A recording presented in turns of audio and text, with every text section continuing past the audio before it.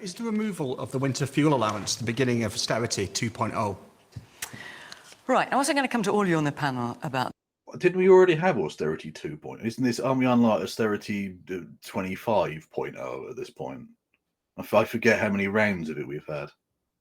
This, and clearly we're talking about the cut in the winter fuel payment, £200 to £300 a year. So the only people that will get it now are pensioners either on pension credit or on other benefits, which means that up to 10 million pensioners may lose out. Mary, I just want to come to you first as the economist on the panel, and you've had quite a lot to say about Labour's spending plans in addition to this. Is this the beginning of austerity 2.0? Well, first, I think it's very important to talk about, kind of good debt and bad debt. And if this is being done simply to reduce the so-called 20 billion hole that the Labour government inherited, we need to realize that a lot of that hole was actually due to a lot of incompetence, for example, around tax. It wasn't because too much was being spent on all the things that we need, like infrastructure, whether it's our housing infrastructure, transport infrastructure, health infrastructure. So simply coming in and then saying we need to cut in order to reduce that hole, my view is that potentially that hole only becomes bigger. Why? Because the cost of inaction is greater than the cost of action. In other words, if you're actually cutting areas like the winter fuel tax, that then perhaps even makes the people who are not receiving their winter fuel, and there's lots of pensioners who will not, and they then get sick and they end up in hospital, there's a cost there. And so any sort of modeling and analysis of whether this was the right thing to do to save, what was it, 1.3 or 1.6 billion has to be taking a long run view. And by the way, this is always true, right? Anytime we make a cut, it looks like it's a cut and it looks like there might be a saving, but in so many different instances, we see that actually that ends up... Exactly. The false economy of austerity is pretty well understood, I think, at this point. Cutting and cutting and cutting hasn't made life better for anybody. Well, except the ultra wealthy, of course, because they're the ones that are never paying tax on anything. 100%. Yeah, the infrastructure has gotten worse. The quality of life has gotten worse. Children are literally growing up shorter because of nutritional deficits. This is not the way to grow the economy or indeed the next generation. There's loads of sectors for which this is true as well. Look at what's happening with the prison system. Not only are we going to have to deal with any consequences of recidivism because we have not bothered investing in rehabilitation whilst people have been in prison and we've had to release people early. Also, because we've not done like long-term capital investment in the prison system, it's going to cost more to replace the ones that are literally falling apart that we have right now. And we're spending even more money on top of this to potentially send prisoners over to Estonia to try and play it on the go, especially as we've privatised a bunch of prisons in this country as well. Sector after sector after sector. The asylum processing system. We massively stripped away funding for asylum processing. The number of claims that were being processed went down. And so instead of having to spend a small amount dealing with claims, then putting these people through to become refugees and getting them integrated, we're now spending millions, literally millions of pounds each week on putting them up in hotels, which makes people angry in those communities, costs more, makes these people's conditions worse, and all of it does is enrich a bunch of private sector contractors for the government, like Serco. It's a total waste of money, and all of it is because we just took a bunch of money away from asylum processing. Yep. Costing the economy much more because of what it actually does, again, to the kind of social fabric, to the health and well-being of people. It costs less, to educate a child than to put them in prison. So there's all sorts of different ways in which you've got to find the money up front to do that. And where are you? Well, no, because governments aren't households, right? They're raising taxes on rich people, borrowing. I mean, there are lots of ways. Like, what do you mean? Where's that money coming from? Like, you can't be that dull. You're not a stupid person. I know you play one occasionally when it suits you, but you're not actually. For BBC's own internal reporting on their economic output, they investigated themselves to find out that their own people, their own journalists, lack so much basic economic knowledge that they are misinforming the public on things such as whether or not the government getting into debt is good or bad. Because it was shown from their own economic reporting that they treat getting into debt as de facto bad, when it obviously is not, for the reasons that Mariana Mazzucato is going to very eloquently elucidate for us right now. I mean, as a person, you would have to do that, but governments always create money. The question is, are you just creating money? By borrowing or by raising borrowing, taxes? of course. Well, you could do both. But the point is, you don't just want helicopter money and spending for spending's sake. If you're actually spending in anything that kind of expands the productive capacity of the economy, but also health and well-being of people, ultimately, that will also increase productivity, it will increase growth. That's the denominator, by the way, of debt to GDP, right? GDP, which is the denominator, is fueled by the types of investments that we make, which include health and well-being of people, which we should make anyway. It shouldn't be an economic, if you want, calculation. We should care about humanity and especially the most vulnerable people. And apparently there will be many vulnerable pensioners who will not be getting their winter fuel payment. But that issue of always comparing the short-run saving, actually plotting out the cost that will actually have, both in terms of the human tragedy, so people will be cold, but even just on economic grounds. And I just think also, and I actually think this government is beginning very much on a strong footing, talking, for example, about these 5 different missions. I kind of helped inform, if you want, the approach. I'm trying to help them get it right, but one of them is a health mission, one is an opportunity mission, one is a mission about health and well-being of young people, because it's about keeping our streets safe, but that's not just about policing, right? So I think that's where the focus should be. And given that we do have the opportunity mission and the health mission, and I think these are really important, making sure that that initial cut is not only potentially a problematic narrative, right? You start and immediately you are potentially, if you want, doing something that can be interpreted as austerity, but also making things worse for people, right? Why not really focus on those investments that are needed, which ultimately will also be good for the public finances? Yeah. Based. I think the winter fuel allowance has been quite badly targeted in the sense that quite a lot of people receive it who actually don't need it.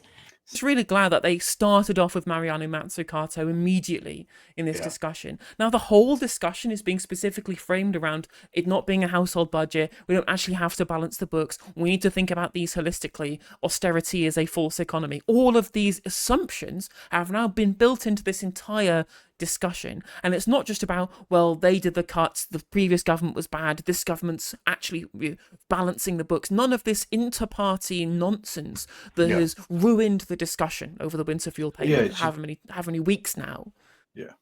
Yeah, she's been able to sort of frame the argument in a sensible fashion, which is the first time I've seen that on Question Time in quite a while.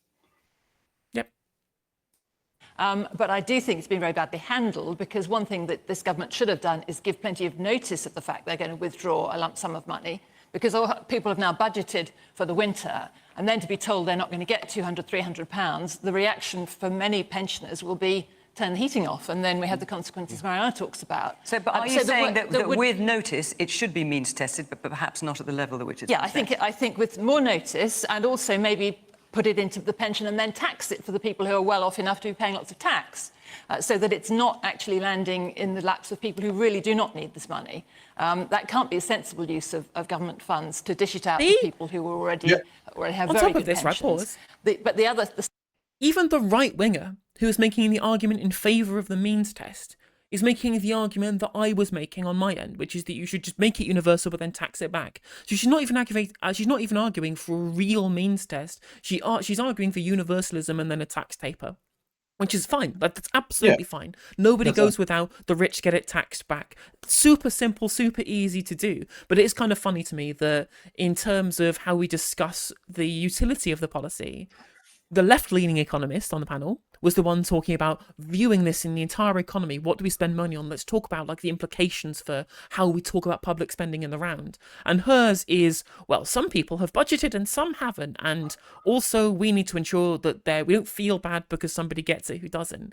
And I just think the level to which of the analysis you get from the right and the left is really typified by the juxtaposition of these two framings of this whole discussion here. Yeah, absolutely. Yeah, the pathetic surf brain nonsense of conservative analysis never ceases to amaze.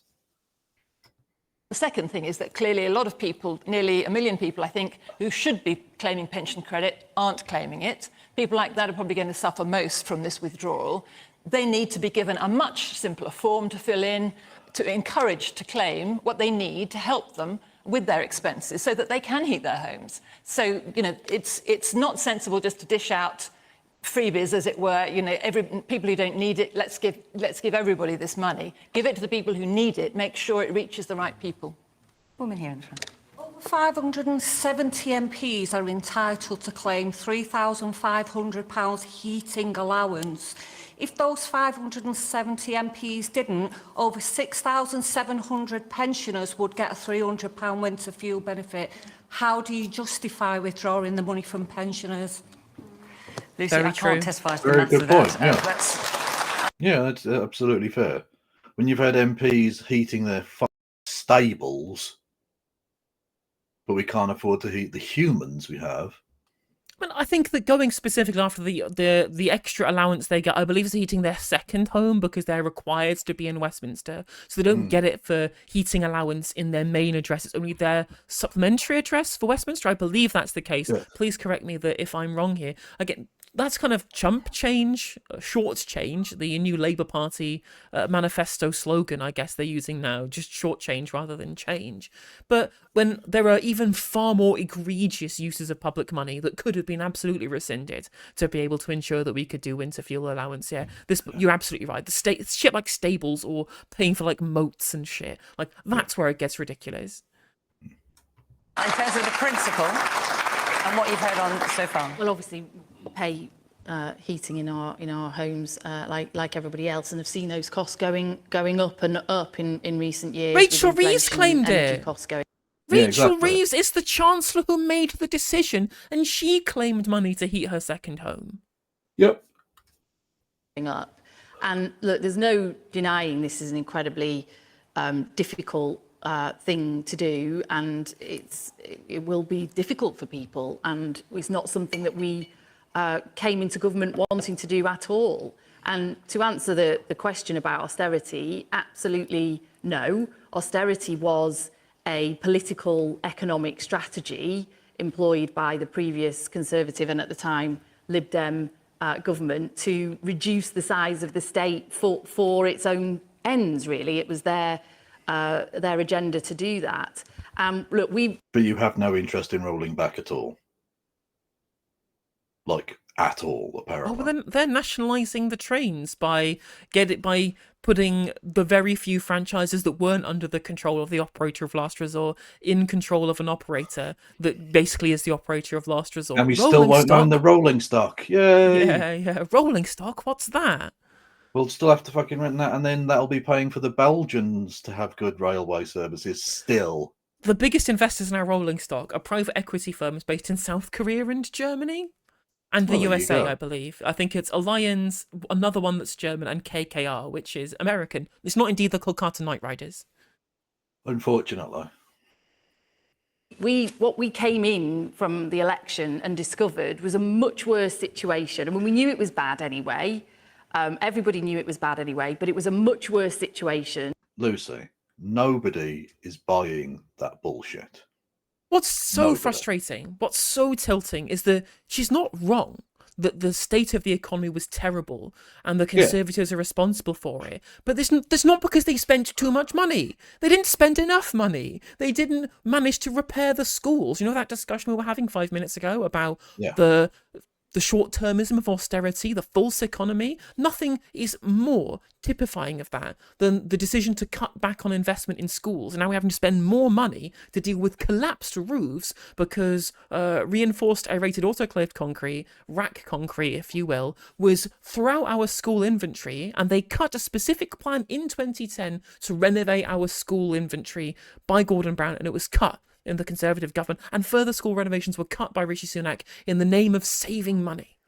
But they're bad specifically because they didn't spend enough money. We had the lowest investment in the G7 for almost all of the coalition government and almost all of the Theresa May administration as well. They were terrible because they didn't spend enough money, not because they spent too much. And framing it like it's a problem with too much spending is just the same kind of narrative that you got from David Cameron in 2010 and using it as a justification to take money away from the welfare state. It's ridiculous, and not only is it bad policy, it's also terrible for the national zeitgeist. True. And just if you were wondering where all of this spare capital goes, an interesting juxtaposition was on the same day that Rishi Sunak got rid of that plan, cut back on some of those spending plans on school infrastructure, was the same day that he lifted the cap on bankers' bonuses. He did indeed. The same day. Just, in case anyone was wondering.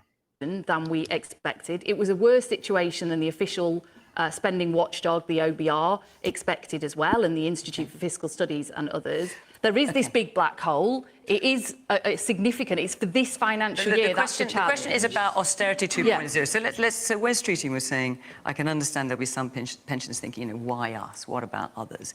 And he then said, well, there are other choices to come, which sort of sounds like it's not just the pensioners, it's lots of other people as well. Is that what we should be expecting? Well, I mean, it's a matter for the Chancellor in the budget, but what I'm just explaining is that obviously it is a very dire situation. The previous government spent our reserves 3 times. What are they going to say when the budget eventually happens and it's dog shit? They can't just keep kicking the can down the road to, the budget. Someone go, I don't know what's in the budget. It'll be in the budget.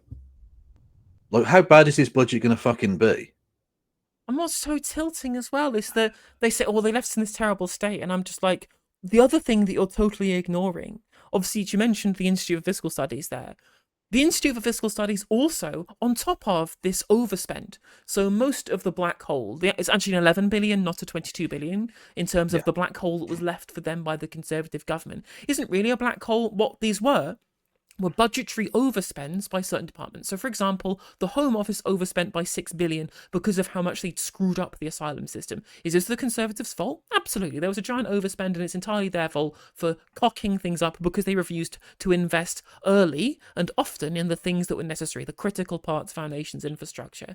Now, because they have committed in the budget, we think, and it's called what Guardian has reported, to maintain 1% increase in spending for protected government departments, but they're not going to increase taxes more than that to be able to cover the rest of the unprotected departments. We are going to see £18 billion of public sector cuts in unprotected departments on top of all of the budgetary overspends they have already said that they're going to try and fill through cutting capital investment programs and through this means testing of the winter fuel allowance. So there's also going to be £18 billion of austerity elsewhere, and they've not even said what they're going to do about that because this has been ignored. The conspiracy of silence was successful because now we're busy talking about the Home Office overspend and the pay deals with the trade unions rather than talking about all these unprotected departments that we knew about before the fucking election.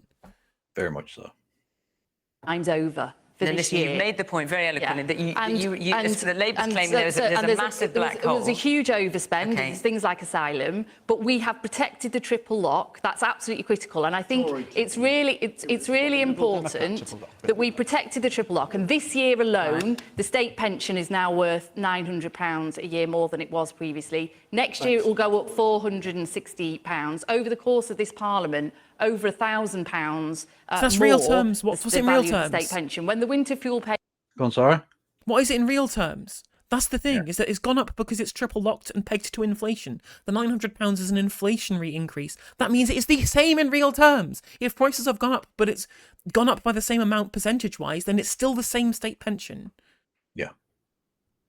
Pay allowance was first brought in by the previous Labour government, the value of the state pension was significantly lower in real terms. Just explain the maths of this, Lucy, because this is puzzling. Sorry, just hang on a second. What Labour has done is ask anyone who thinks they might be eligible for pension credit to come forward and claim it. Now, if in the unlikely event that all of them did, but let's say lots of them did, that would wipe out the saving that you're making by cutting winter fuel allowance. So what's the maths of that? How does that work? But it would, how is that saving money? But it would then be very much focused at the people who needed it the most, wouldn't it? But it wouldn't save any money. So, it would be focused at the people who need it the most. And that's why we've got a big campaign to get people on pension credit, because that's a really important safety net as well. You'll be back to square one financially. Well, we're not expecting 100% take-up in pension credit, but if people are eligible for it, they should. But it's only the take-up at the moment. Oh, it's okay, because some of them still won't. So we were relying on people falling through the cracks to make savings. So you're literally essentially saying we are trying to balance the books on freezing pensioners. The direct admission. Direct admission that they're going to balance the book on freezing pensioners. Brilliant. Thanks, guys. I mean, It's really, well you are done, fucking like- ghoulish. Just the most horrendous. Like, even if you thought this policy was good, like, you have to admit, you cannot get away from the fact that the optics on this and the communications on this are like the worst. It's literally the worst I've ever seen any government screw up communications. We've been talking about this for 2 months now. Yeah. It's Yeah. been it's going to save no money. It's not like they're doing this and like this is something that will break the back of it, and they're past the worst of it. No, this is just going to drag on and on. This is the opening gambit, and they've fallen down to basically parity with the Tories in the polls. Fucking amazing. Well done, guys. Absolutely. You are shit. Genuinely horrendous stuff here.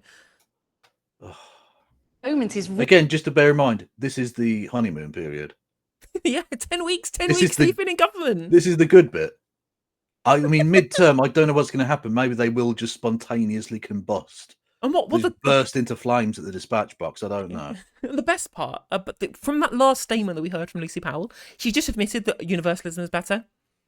She just admitted Yeah, exactly. that Yes, universalism yeah, is better. yeah. She's made the perfect argument for universalism. Yeah.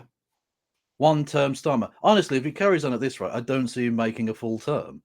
It's not like he's got some real massive base of support behind him. No one likes him.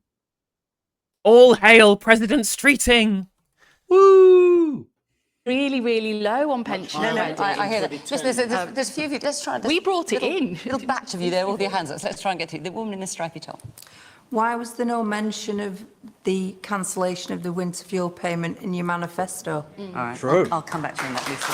And really important, when they do come back to that one specifically, is that they can't bang on and say, oh, well, we didn't know, so we had to do it to balance the books because we found out when we got into government. Yeah, bullshit. Rachel Reeves wanted to do this cut in 2014. You can shut your trap, Lucy Powell, when you try and make that defence later. Calling it. I'm immediately calling that's what they're going to say. Yeah. And that's the obvious response. Yeah. And their kind of slimy word play around this is they'll say, we had a mandate to change the country. Not we had Oh, a good mandate one. to do, not that we had a mandate to do this specific policy because it was in a manifesto that people voted for. No. They decided not to put any policies in there so they could do whatever they like and then go, we've got a mandate. It's disgusting. It shits on democracy at a time in which Really? Yeah. trust in politicians is at an all-time low. All-time low. People despise our politicians, and rightly so, I think, in my mind. And to essentially try and weaponize this lack of trust to do whatever they want in government by having a manifesto with nothing in it and then doing whatever when they have a giant majority is sickening.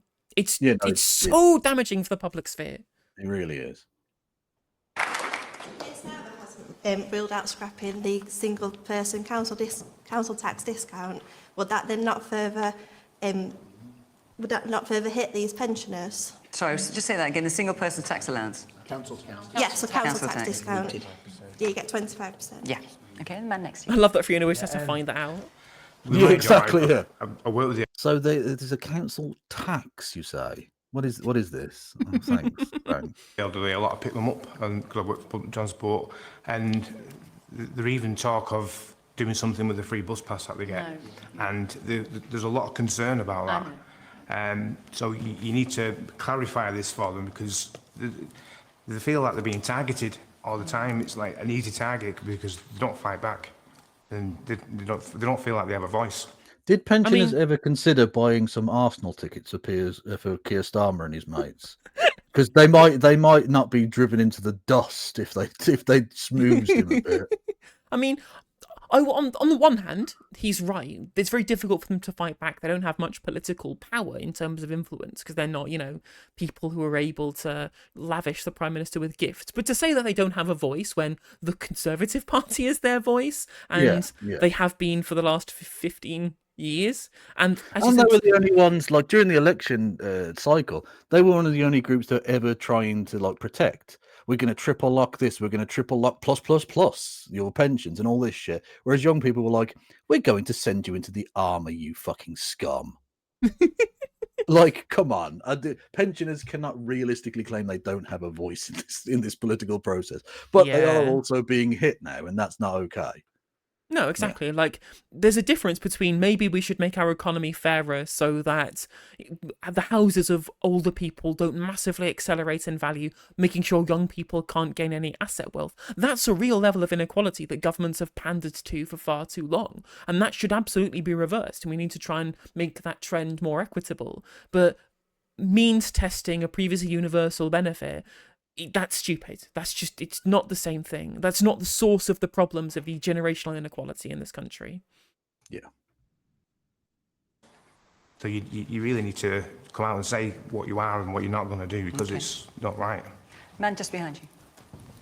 Yeah, I think I've heard that if you can claim pension credit, it qualifies you for a number of other benefits, yeah. like attendance allowance and stuff like that. Well, that's if you're disabled as well. Yes, but it should be a catalyst for the government to do a lot more to communicate that. And then, yes, like you said, it's getting to the people who need it the most. And there may be other benefits that they can claim because they're getting pension credit. Great.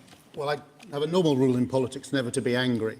But this does make me genuinely angry because so many reasons. One, the absolute brass neck of any Conservative Party politician coming to us and saying, oh, well, we really care about the old people and the benefits. Oh, how dare they cut the welfare state, when the whole of the austerity period was slashing the welfare state for the disabled, for young people, for the unemployed, for people with special needs who desperately needed that money. And they slashed this money every year. In fact, one of the last actions of Mel Stride, the DWP secretary in government, was to try and take away benefits from the disabled, and even to try and replace it with vouchers rather than cash payments, to then go up the dispatch box as the shadow minister of the DWP and saying, look into your heart, the members opposite should look to their conscience and they'll see this is the wrong thing to do. I'm always reminded of Ian Duncan Smith doing his double fist pump in Parliament when it was announced that they'd won the vote on removing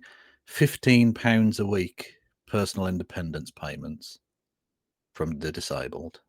the policy, it's taking £300 away from the very poorest pensioners. No. And we know the Labour Party, when this was mooted for the reasons we've given about means testing, and we looked at trying to find a way of removing people on high incomes from it in a way that was simple and cheap, because you don't want to give it to millionaires, do you? But you do need to give it on people, as Tim rightly says, on low figures. And the Labour Party's own analysis in 2017 suggested nearly 4,000 people would die in a winter State pension as a result of this policy.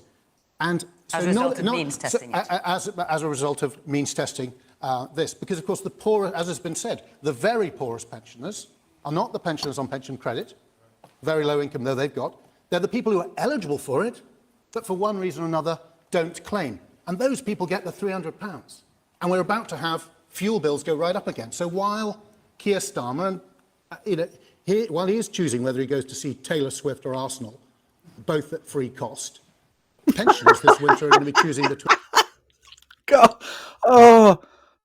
terms of service, chat. I can't say what I want to do to this man. Straight to the Labour camp. Straight to the archipelago with him. Yeah. Gulag. Definite gulag. It's 100%. Don't get me wrong, because the thing is, he's correct. Keir Starmer, it's a good line from, let's just say, from a morally neutral person, saying whether, Keir Starmer, whether he goes to Taylor Swift or Arsenal, blah, blah, blah. It's a funny line, and it's sort of true and elucidates a point. Fine.